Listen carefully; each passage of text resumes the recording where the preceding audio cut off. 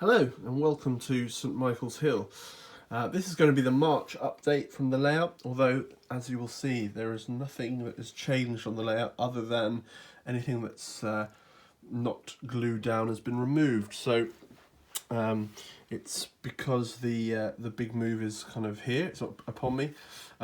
So everything else has been stripped out, so those bins and people and the shipping container and some of the crates and all that sort of stuff have been stripped from the layout. Everything else that is left on it is going to be kind of transported as it is. The rest of the modelling stuff is all gone, so usually under here it's pretty chock-a-block with materials and all that sort of stuff, but that is all been packed and ready to go. So I will basically be doing a little bit of a different type of update this month.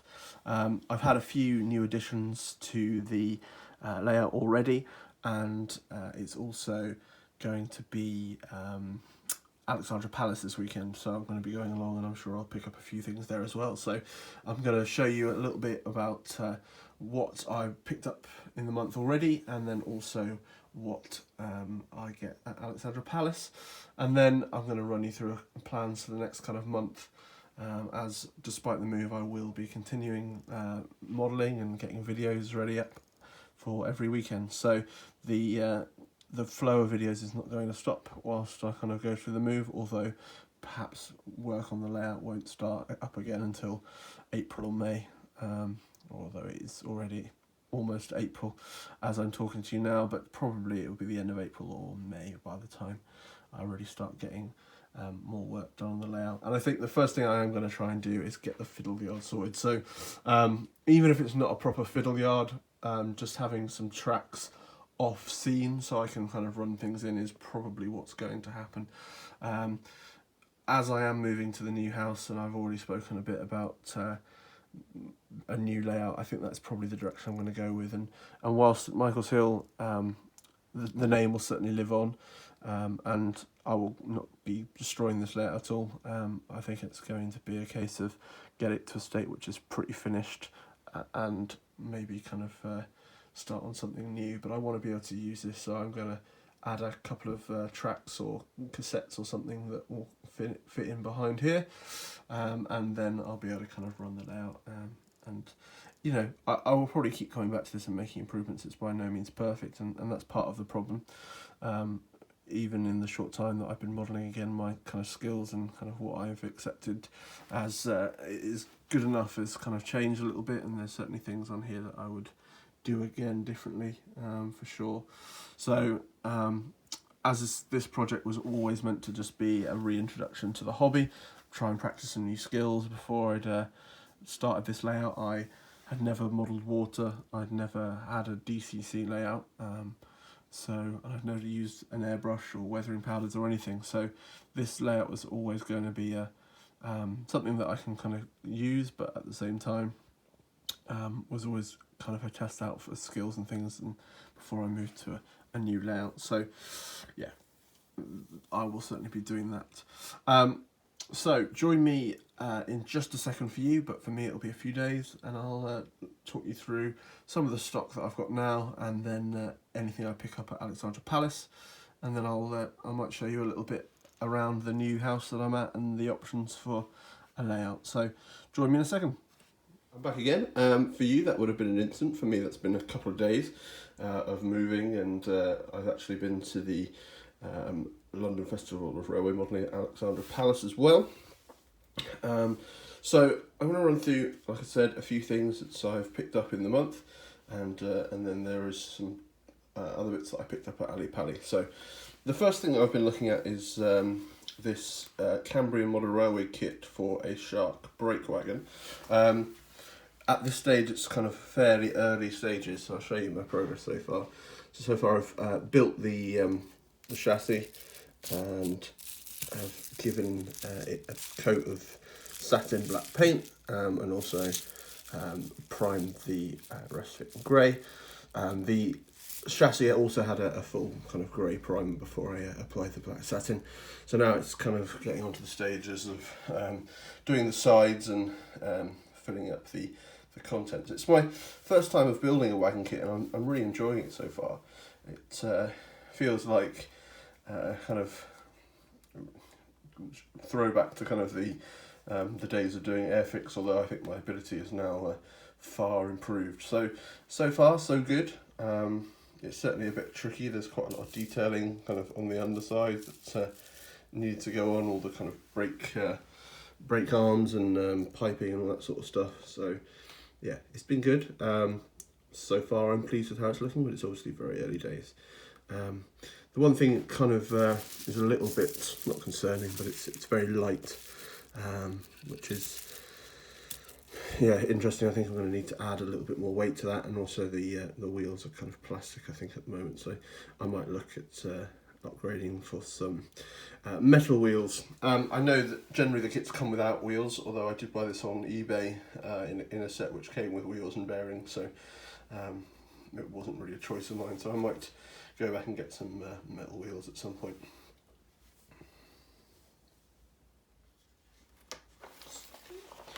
So the next thing that I picked up this month on eBay was this Great Western Mark III sleeper carriage made by Lima. It's been a bit of a funny one, this one. So I've obviously seen these models that have been made. There's a set that is sold with a Class 47 and 2 of these, and then individual trailers are sold separately. But I've never seen a prototype, either a picture or a video, of the Mark IIIs in this livery. I've even seen people who worked on the Lara depot say that they think that they went straight from Intercity into the fag packet livery that followed this one. So I was never keen to pick one up, even though it fit exactly within my era and obviously the region. I have a full HST in this livery, but yeah, I didn't want to pick one of these up because I was never sure if it was a genuine livery or something that Lima maybe jumped the gun on or whatever. However, in the last kind of month or so, I actually saw a video with one of these painted up in this livery. I'll leave the description in the video. I'll leave the video link in the description. But it's fascinating to see a sleeper made up with one of these. A couple of Class 47s, and the rest of the stock was in Intercity Swallow livery. I think one of the 47s was in Great Western and the other in Swallow, leaving Paddington. So it's just fascinating just to see what the railway was like back then, and yeah, more so that one of these is available. So to complete the train, I'm now going to need to try and find Intercity liveried versions, so a couple of those, but finding them is notoriously difficult. So I will keep looking. It might be that I pick up another couple of this livery, which are a lot easier to come by, and do a respray at some point, but I'll keep looking out for the finished job before I need to do it. But yeah, pick that up. I think I got it for, I think it was £22, so not too bad. The Mark IIIs from Lima aren't bad. They need a bit of work, but generally not too bad at all. Like I said, it was the Alexandra Palace show at the weekend. I wanted to pick up a few bits secondhand. There was a couple of things on my list that I wanted, and a few that were new. So the first thing was these laser glaze kits for my Raycon for Lima Mark IIIs. So I picked these up from Shoreplan, and yeah, easy enough. I'm going to try and fit these at some point. I did actually manage to watch a demo from one of the gentlemen at the DMU stand on exactly kind of how that was done, so it was very good to kind of go see that, and then obviously be able to kind of pick these up as well. So I've not actually used laser glaze before. I've before used an alternative brand which was on the Class 33 video, which there's a link above, but yeah, it's just a very different style of glazing, so I'm going to give that a go. I've got a Mark III in a different livery that I probably won't use. I'm going to use that as a bit of a test. Hopefully it all goes well, but if it doesn't, it's not the end of the world, as it's not something that I'll be using too much. So that was the first thing I picked up.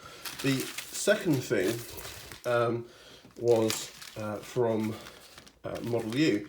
So as you know, I had a figure of myself made, and I've been very, very happy with it. So I kind of thought I'd pick up a few more just for drivers and things like that. I also want to get into, or at least want to improve my painting of people and all that sort of stuff. So I've picked up a load of cheap figures from China that cost about £1 for £2 or £3, I think it was, for about 100, which are in terrible state really, but are good for practicing. But I kind of thought I'd pick up some of these figures they make. So I picked up a couple of drivers, some Loco crew, and a fitter as well. So I'll get them painted up and get them on the new layout, which I will get to in a little bit. And to help with that, I also did pick up a pack of paintbrushes, some super fine paintbrushes. These were a bargain. They were only I think 10 quid for 20 brushes. So yeah, hopefully they're fairly decent and do the job. The next thing that I managed to get was these Seekout wagons. So you may have seen from the Weathering Wagons video, again link above, that I'm building up a departmental rake. And that's part of what the shark brake van is for. But also, they obviously ran with Seekout wagons quite a lot. So I have been looking for second-hand versions. Now the newer ones are going for anywhere up to 50 quid new. I managed to get these for 35 for the two of them. So really pleased with those. They are, however, identical wagons. So I'm going to need to do a little bit of work, just renumbering or whatever one of the wagons, and then I will get them on the layout. Now, in the period I'm modelling is obviously going from BR and sectorisation into privatisation. So some of these wagons will still be in kind of BR liveries and departmental Dutch or whatever.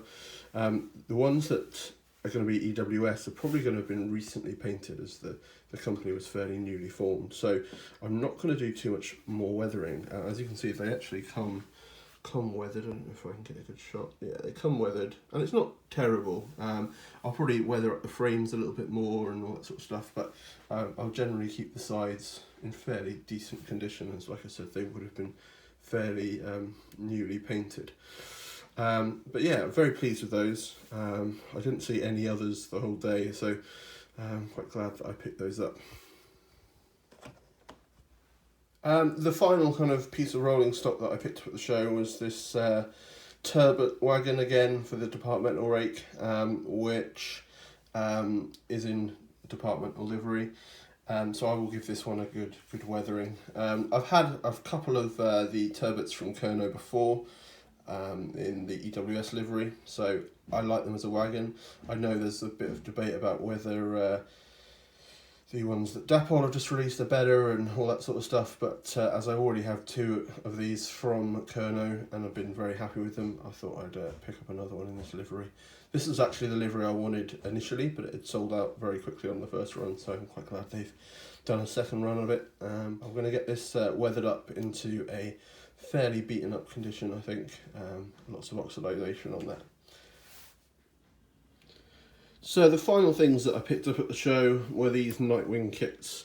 I've not actually ever had a Nightwing kit before. I was speaking to Dave Watson at Dean Park Station, which, as all of you already know, is an incredible layout, and I would thoroughly recommend, if you've for some reason not heard of him, to check out his channel. I'll put a link in the description below, but he basically said, look, check out some Nightwing kits. So I picked up these two kits. So we've got a fuel pumping station and a fuel tank storage, and I'm going to basically just be building these just to give them a go, really.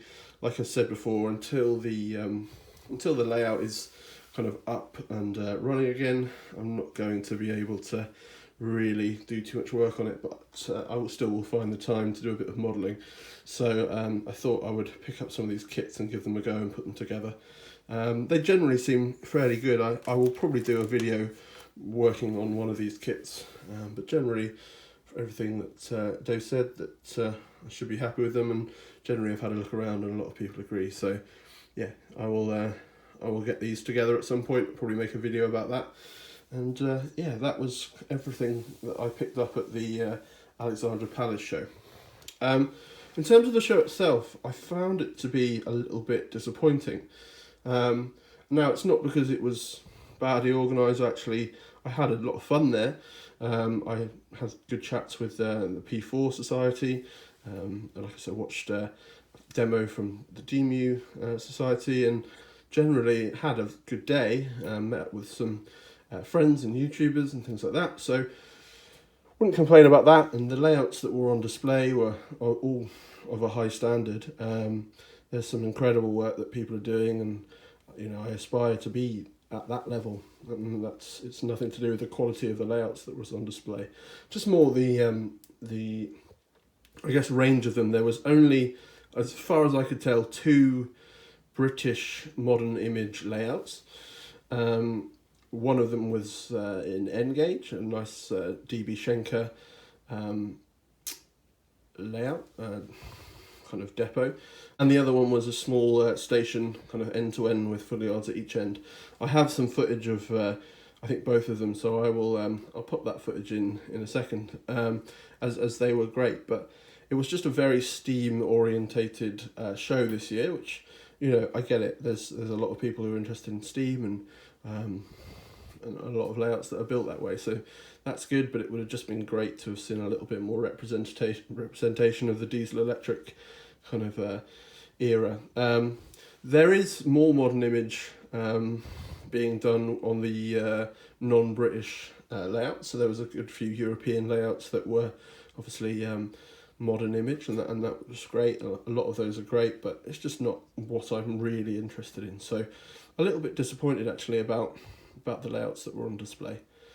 But it was a good day, and I put together a little bit of footage, so enjoy this. Gives you a little flavour, and it's still a good show that I look forward to, and I'll probably be there again next year.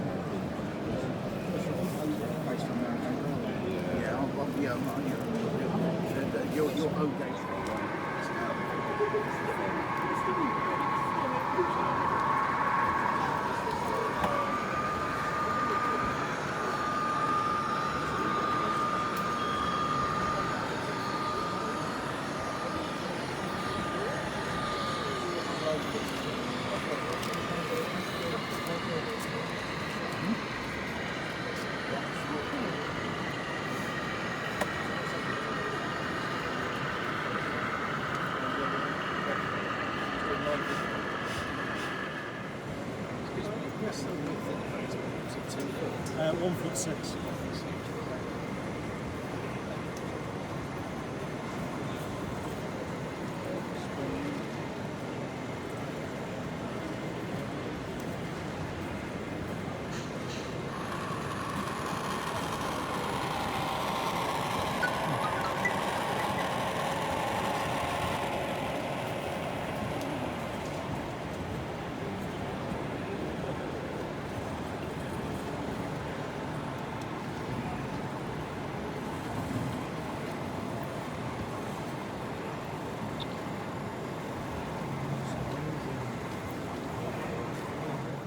Now that's where I was going to end the video today, but something has just popped through my letterbox, which I'm very excited about. So here it is.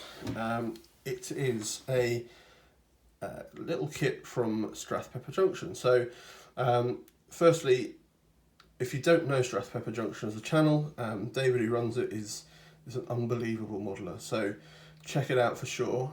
He does loads of videos, kind of instructional videos on things like wiring, detailing, and all that sort of stuff, and is second to none. He is incredible. So definitely go and check that out if you have any interest in doing anything like that. He will guide you through everything that you need and make the most complicated job look entirely simple. One thing he's done quite a lot of is videos that show you how to remotor an old kind of Hornby or Lima ring-filled motor. Now, it's great that he's done that and he made it sound very easy, but he's actually gone one step further and created a kit to do that yourself. So he's made it available for a very reasonable price. I think each one of these is £13.50, and that's basically to turn an old Lima or Hornby loco that might be a noisy runner, or at the very least kind of a little bit unreliable, into something that is hopefully going to be very reliable, silent runner, and something that can be relied on. So at the point where I'm thinking about whether to get rid of my kind of older stock because it's just not performing as well as I'd like it compared to the newer stuff, hopefully this will save me a lot of money and a lot of heartache of getting rid of some old locos that I've done a lot of work on. So let me open up the box and I'll show you what you get. So here we go, this is what you get in the kit. So I've bought a version for a Coco Loco and a Bobo Loco. So in each one you get a 3D printed mount, a CD motor, and then a piece of heat shrink tubing, plus a cog in there as well. He also supplies a spare bit of heat shrink as well, and then a little card on where you can get full instructions, and a little bit of a printed instruction sheet. So hopefully this is going to be fairly easy to fit. I'm going to do a proper video on this, so I spoke to David and asked if he wouldn't mind if I kind of did a review and an instructional video on how to do it, and he said that would be great. So hopefully if someone like me can take the complicated work he's done and basically recreate that with one of his kits, it shows you how good the kit is. So I will bring you that probably this month, and hopefully it will be as easy as pie, and I would thoroughly recommend anyone who has a Lima and Hornby or Hornby ring-filled motored loco that they kind of want to keep but isn't really running very well. They can kind of keep those and for the price of just £13.50. So I will let you know, but hopefully that's exactly what this kit does. So thank you very much for joining me on this update. I know it's been a bit of a weird one. I will try and leave you with some running shots of the layout that I have previously taken. Hopefully by next month the layout will be back up and running, and I'll be able to show you some running shots, hopefully with a loco with one of these powering it.